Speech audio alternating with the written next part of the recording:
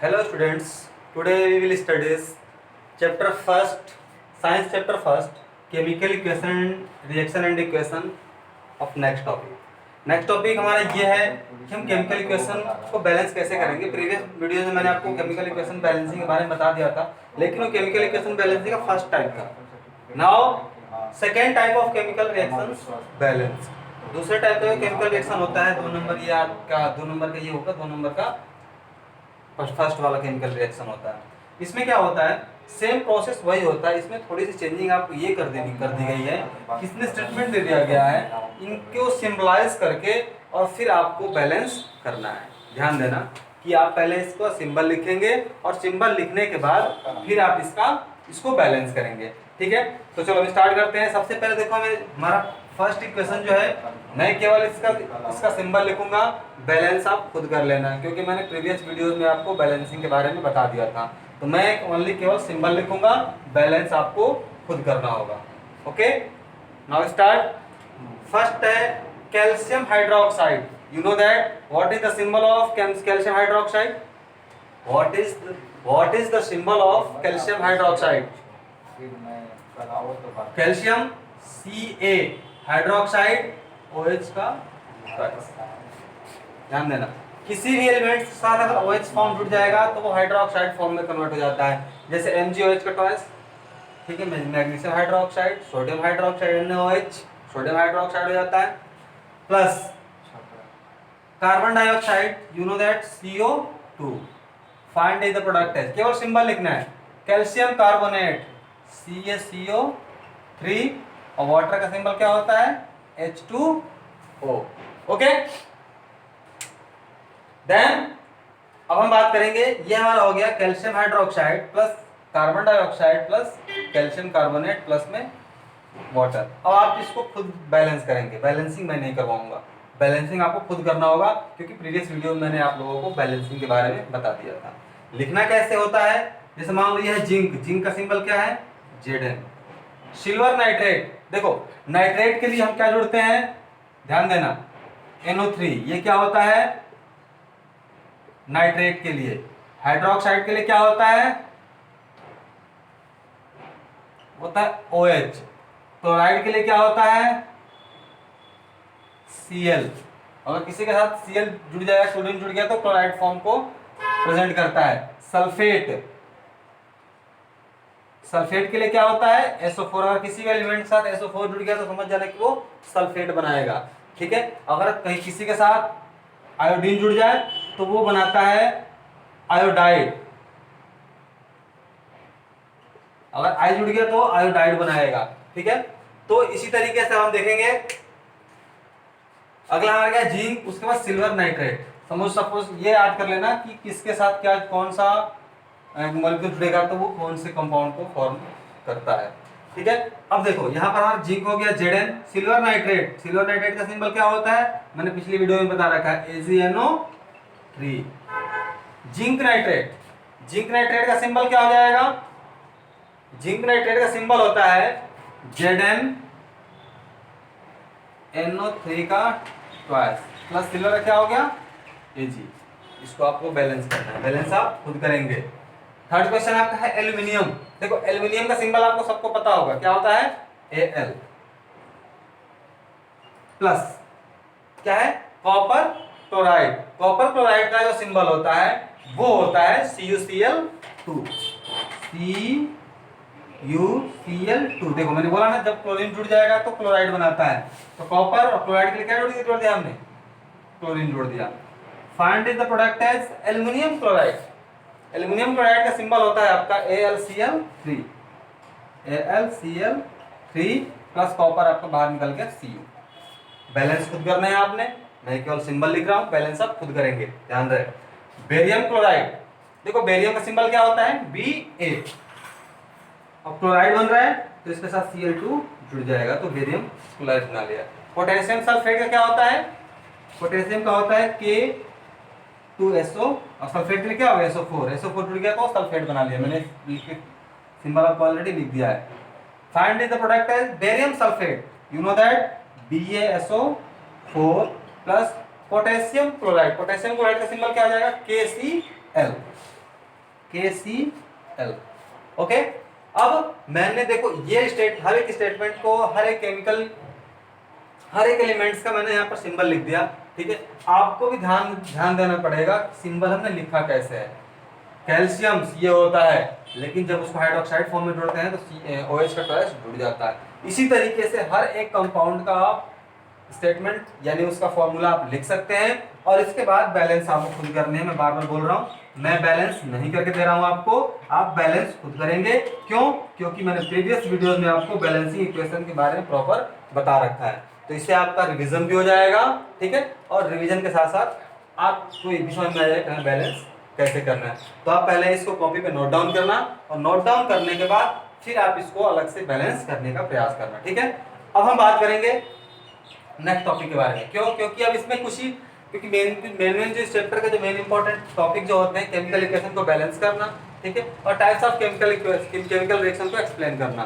तो मैंने types of chemical reaction के बारे में आपको बता रखा है, composition, decomposition, displacement, double displacement, oxidation, reduction. ये प्रीवियस वीडियो में मैंने सारे इन टाइप्स के बारे में बता दिए हैं आपको, ठीक है। लेकिन अब हम कुछ और टॉपिक पढ़ेंगे इस चैप्टर के, जो अभी मैं आपके सामने बताने जा रहा हूँ, जिसका नाम है endothermic reaction and exothermic reaction, ठीक है। यानी एक्सोथर्मिक रिएक्शन क्या होता है और एंडोथर्मिक रिएक्शन क्या होता है।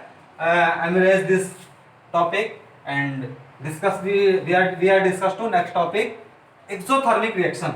ओके, एक्सोथर्मिक रिएक्शन क्या होता है, सपोज समझना इसको। एक्सोथर्मिक रिएक्शन,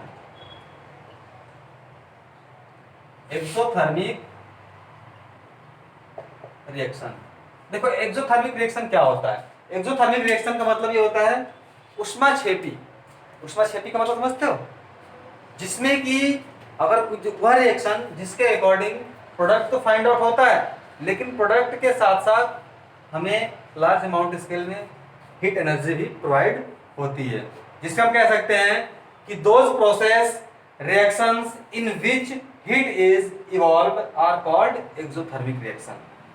दोबारा समझ लो, सुन लो इसको आप डिफाइन कैसे करेंगे।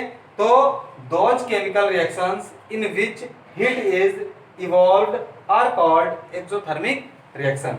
मैं एग्जांपल के थ्रू आपको समझाता हूं।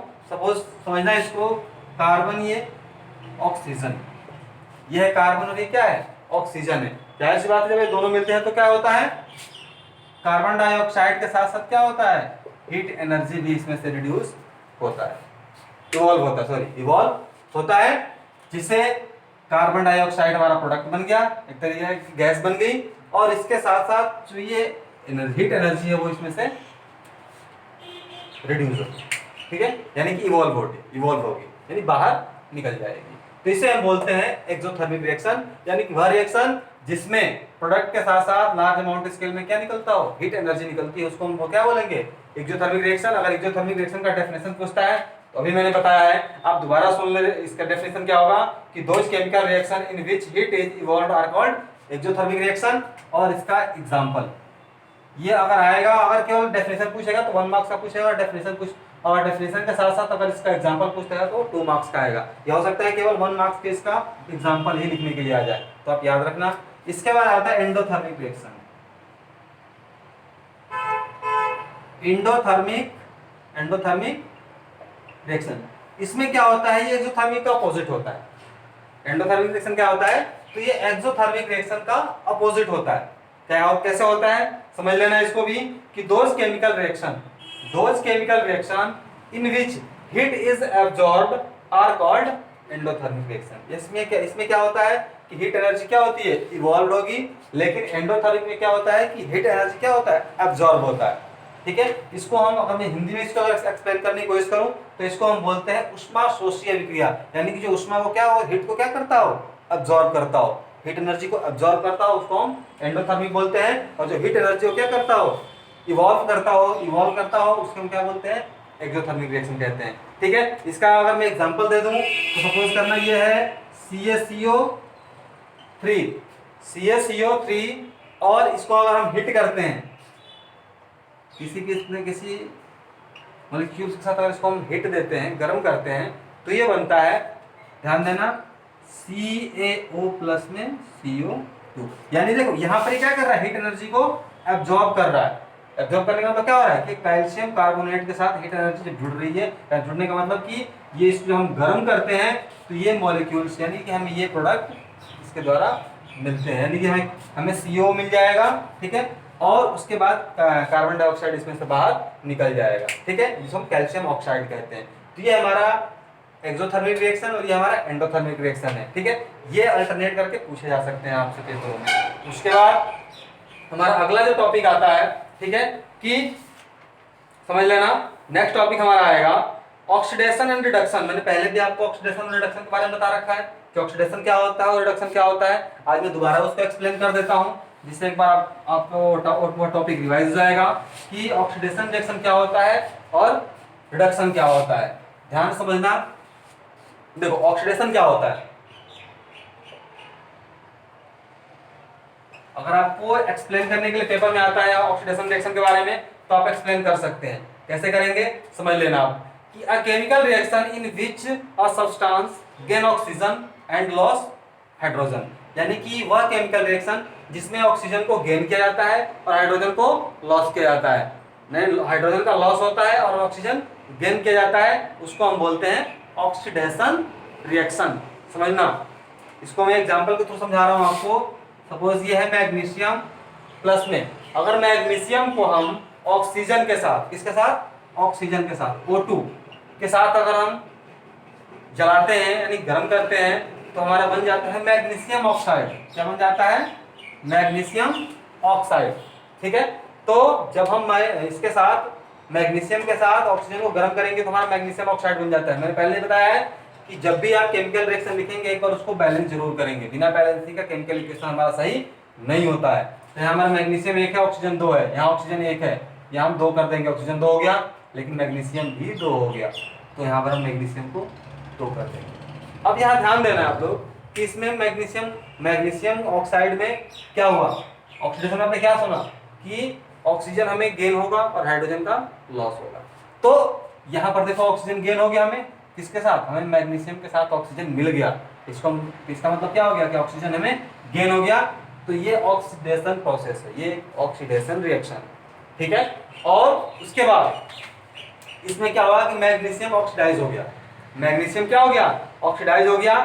कैसे हुआ कि जब ये ऑक्सीजन के साथ जुड़ गया तो ये ऑलरेडी ऑक्सीडाइज हो गया, इसलिए इसको हम ऑक्सीडेशन रिएक्शन कहते हैं। और अगर आपको इसको ऐसे एक्सप्लेन करना है तो आप कर सकते हैं कि chemical reaction in which a substance gain oxygen और लॉस हाइड्रोजन, ठीक है। ये है ऑक्सीडेशन रिएक्शन की डेफिनेशन एंड एग्जांपल। अब हम बात करते हैं रिडक्शन। समझना रिडक्शन क्या होता है, रिडक्शन रिएक्शन।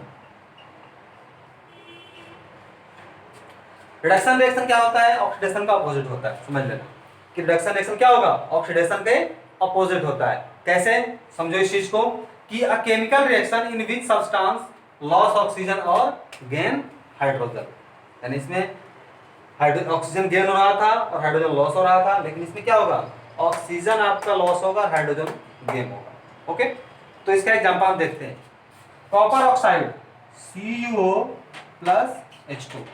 समझना CuO प्लस H2, जब इसको हम हीट करते हैं, जब इसको हम हीट एनर्जी देते हैं तो उसमें हमें क्या मिलता है, ध्यान देना तो ये बन जाएगा, कॉपर अलग हो जाएगा और प्लस H2 वो बाहर हो जाएगा। यानी कि कॉपर ऑक्साइड में से कॉपर को हम अलग कब करेंगे, जब हम कॉपर ऑक्साइड को H2 के साथ हीट करेंगे तो कॉपर हमारा अलग हो जाएगा और ये वाटर हमारा अलग हो जाएगा। अब यहाँ देखो हाइड्रोजन यहाँ पर गेन हो रहा है और ऑक्सीजन यहाँ से लॉस हो रहा है, क्योंकि यहाँ से कॉपर ऑक्साइड से कॉपर से ऑक्सीजन क्या हो गया, यहाँ से हट गया और किसके साथ मिल गया, और यहाँ देखिए यहाँ हाइड्रोजन क्या हो गया, जुड़ गया ऑक्सीजन के साथ। यानी कि यहाँ से ऑक्सीजन का लॉस हुआ, कहाँ, किसके साथ, कॉपर के साथ, जुड़ा किसके साथ, हाइड्रोजन के साथ जुड़ गया। तो यानी जाहिर सी बात है कि हाइड्रोजन यहाँ पर किसको गेन कर लिया, ऑक्सीजन को गेन कर लिया। यानी ऑक्सीजन के यहाँ पर लॉस हो गया, हाइड्रोजन के क्या हो गया, हाइड्रोजन गेन कर लिया गया। तो इसे हम बोलते हैं रिडक्शन रिएक्शन। ये भी बहुत इंपॉर्टेंट टॉपिक है, इसमें से भी MCQ क्वेश्चन भी आते हैं और आपसे टॉपिक भी पूछे जाते हैं, या इसका एक्सप्लेनेशन भी पूछा जाएगा, या चार आपको एग्जांपल दे दिया जाएगा या 4 ऑप्शन दे दिए जाएंगे, उसमें से पूछा जाएगा कि इसमें ऑक्सीडेशन कौन सा है या इसमें से क्या ऑक्सीडाइज हो रहा है और क्या रिड्यूस हो रहा है, तो यहाँ पर क्या हो गया था, इसमें तो क्या हो गया था, मैग्नीशियम ऑक्सीडाइज हो गया था, ठीक है। और यहां पर क्या हो रहा है, ऑक्सीजन रिड्यूस हो रहा है, इसमें ऑक्सीजन रिड्यूस हो रहा है, ठीक है, और यहां पर मैग्नीशियम ऑक्सीडाइज हो रहा है। तो ये होता है ऑक्सीडेशन एंड रिडक्शन, ओके। अब इसमें एक और टॉपिक आता है, एक्सप्लेन द फॉलोइंग टर्म्स, यानी कि कोरिजन और रेंसिडिटी। कोरिजन और रेंसिडिटी क्या होता है, ये भी एक टॉपिक है जो कभी पेपर में आपसे पूछे जा सकते हैं, एक या दो नंबर के पूछे जाएंगे, मिनिमम 2 मार्क्स का क्वेश्चन आता है। तो अब इसके बारे में पढ़ लें कि कोरिजन और रेंसिडिटी क्या होता है, ठीक है। सबसे पहली बात कोरिजन के बारे में देखेंगे। कोरिजन क्या होता है समझना, कह रहे हैं कि कोरिजन जो होता है, it is a process which is metal is attached by substance amount it such as moisture acids, यानी कि जब कोई मेटल्स मॉइस्चर लग जाता है, जैसे एक तरह से कह सकते हैं आप जंग लगना, जैसे लोहे में भी जंग लग जाता है, ठीक है। तो रेंसिडिटी का मतलब यही होता है, जैसे आयरन होता है, लोहा होता है, रस्टी हो जाता है, ठीक है, रस्टी हो जाता है, तो उसी को हम क्या बोलते हैं, कोरिजन बोलते हैं। यानी आप इसको ऐसे भी समझ सकते हैं कि it is a process in which a metal is attract by substances around it such as moisture acids. या फिर हम कह सकते हैं कि rusting of iron black coating on silver and green coating on copper are common. जैसे मान लो iron पे भी लोहे पर भी जंग लग जाता है, ठीक है। मैग्नीशियम रिबन पर भी हम साफ उसको रेंग मार्क्स रगड़ के साफ करते हैं, आपने इस टॉपिक में पढ़ा होगा इस फर्स्ट चैप्टर में। मैग्नीशियम रिबन को जलाने से पहले साफ क्यों किया जाता है, तो उसमें भी क्या होता है, वो भी एक तरीके की, उस पर एक तरीके की रस्टिंग की लेयर चढ़ जाती है, उसी को हम कोरिजन बोलते हैं। कोरिजन का मतलब यही होता है कि किसी न किसी प्रोसेस के अकॉर्डिंग उसकी अंदर किसी न किसी प्रोसेस के अकॉर्डिंग उसकी वैल्यू बढ़ जानी। वैल्यू बढ़ने का मतलब ये है, अगर मान लो लोहे पर अगर जंग लग जाएगा तो जाहिर सी बात है कि उसका वेट वो डेंसिटी वगैरह बढ़ जाएगी, ठीक है। तो उसी तरीके से जो लोहे पर जंग लगना एक तरह का कोरिजन का एग्जांपल होता है। आप ऐसे सिंपल सी लैंग्वेज में समझ सकते हो कि लोहे पर जंग लगना जो होता है वो एक तरीके का कोरिजन होता है। और अगर इसको आपको एक्सप्लेन करना है तो आप ऐसे एक्सप्लेन कर सकते हो कि the process in which a metal is attract by substances, ठीक है, around it such as moisture acids, ठीक है। उसके बाद अगला आता है रेंसिडिटी। रेंसिडिटी क्या होता है, रेंसिडिटी देखो, रेंसिडिटी का मतलब क्या होता है, जैसे जो घर के कुछ जो फूड इंग्रेडिएंट्स होते हैं, फूड कंटेनिंग आइटम्स होते हैं, वो रेंसिडिटी के अकॉर्डिंग ही खराब हो जाते हैं। जैसे हम कह सकते हैं, मैं अगर इसको एक्सप्लेन करना चाहूँ तो व्हेन ऑयल एंड फैट्स और food containing these are exposed to air they get oxidized due to which their smell and color change। जैसे जो ऑयल्स कोई चीज़ बनी होती हैं, ठीक है, कोई फूड इंग्रेडिएंट्स होता है, उसके कलर में चेंज आ जाना, उसके और उसमें से स्मेल आ जाना, ये रेंसिडिटी का एग्जांपल होता है। जैसे मान लो कोई फूड इंग्रेडिएंट्स आइटम होता है, जैसे मान लो आपने देखा होगा ब्रेड देखा होगा, 2-3 दिन तक ब्रेड अगर हम रख देते तो व्हाइट सी लेयर जम जाती है, ठीक है ना, इसको बोलते हैं कि फफूंदी लग गई, इस पे फंगस लग गए इस पे, ठीक है। तो वो रेंसिडिटी के कारण होता है, उसका रीजन रेंसिडिटी होता है, ठीक है। क्योंकि जैसे वो एयर से कनेक्ट होता है, तो एयर से कनेक्ट होते ही उसके अंदर मतलब उसके अंदर के जो भी बैक्टीरिया होती है वो एयर के साथ कनेक्ट जैसे होंगे तो उस पर उसका अपना इम्पैक्ट पड़ने लगता है, जिसके अकॉर्डिंग उसकी जो बैक्टीरिया होती है वो ज़्यादा इम्प्रूव कर जाती हैं, जिसके अकॉर्डिंग वो फूड इंग्रेडिएंट आइटम क्या होता है हमारा डिस्ट्रॉय हो जाता है। दोबारा समझ लो रेंसिडिटी क्या होता है, एक बार मैं और बता देता हूं आपको कि when oil and fats or food containing these are exposed to air they get oxidized due to which their smell and color change, okay, this process is called rancidity। तो एक कोरिजन एंड रेंसिडिटी मैंने अभी आपको समझा दिया। जो मैं बोल रहा हूँ वही आपको, अगर आप नोट्स बनाना चाहते हैं तो आप अगर अपनी कॉपी बनाना चाहते हैं तो आप कॉपी पर भी इसको नोट डाउन कर लेंगे, जिससे आपको रिवीजन के लिए ये इजी हो जाएगा, ठीक है। तो मैं यहाँ पर लिखने के बजाय मैं बोल रहा हूँ तो वो आपको एक तरीके से याद भी हो जाएगा, और अगर आप उसको लिखेंगे तो पूरी तरीके से वो रिवाइज भी हो जाएगा, ठीक है। तो आज का ये टॉपिक जो आपका केमिकल रिएक्शन एंड इक्वेशन है, जो इतने भी इंपॉर्टेंट टॉपिक थे वो मैंने अभी आपको 3-4 वीडियोस जो मैंने आपको दिए हैं उन सारे वीडियोस में मैंने क्लियर कर दिए हैं।